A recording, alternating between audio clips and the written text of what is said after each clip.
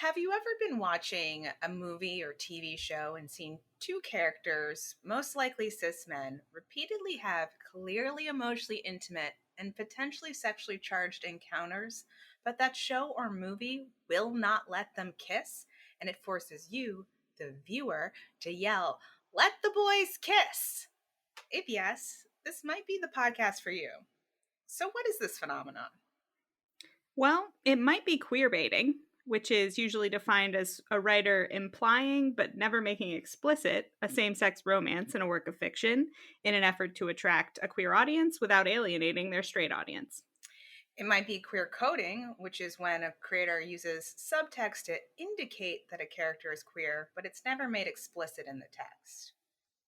It might even be queer canon.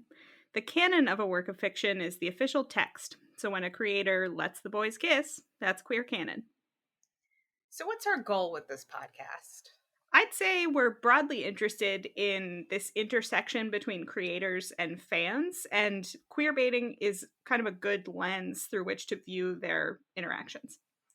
Right. So, on the one hand, the experience we described at the top of yelling at our screen, "Let the boys kiss," is one we've both had. So, it's something we can relate to. Oh boy, can we. And at the same time, right, this is definitely something that people are passionate about. So we expect to see a lot of fan production around it. And we think it's a lens that'll really allow us to sink our teeth into a lot of material and content. So, who are we? Who are you? Who am I? Why are we doing this? So we're just a couple of gal pals, a couple of friends, longtime buddies that are interested in this topic, maybe, for slightly different reasons. So, for instance, why does this interest you specifically? Well, for me, it's sort of a long-time listener, first-time caller sort of situation. I've been tangentially involved in fandom for a long time. I read some fan fiction. I follow some folks on Tumblr. I love a good GIF set. But I've never participated in the sense of creating content or even really interacting with other people online about it.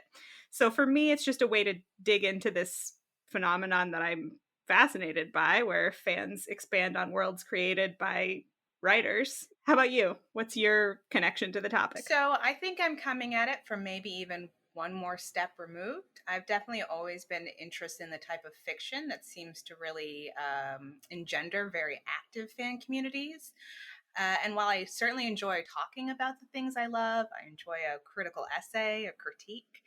I've never been really into what is called quote unquote transformative fandom. So, this idea of fans creating fan works or somehow transforming the fiction into something new. But I do obviously understand that it appeals to a lot of people.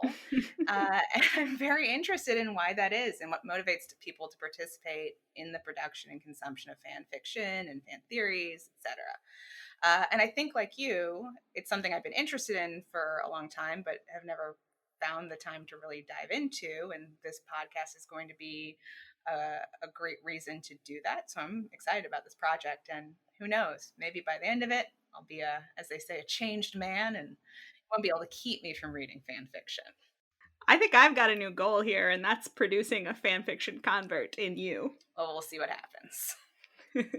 New episodes of Let the Boys Kiss are released every other Friday at 6 p.m. Eastern, wherever you get your podcasts.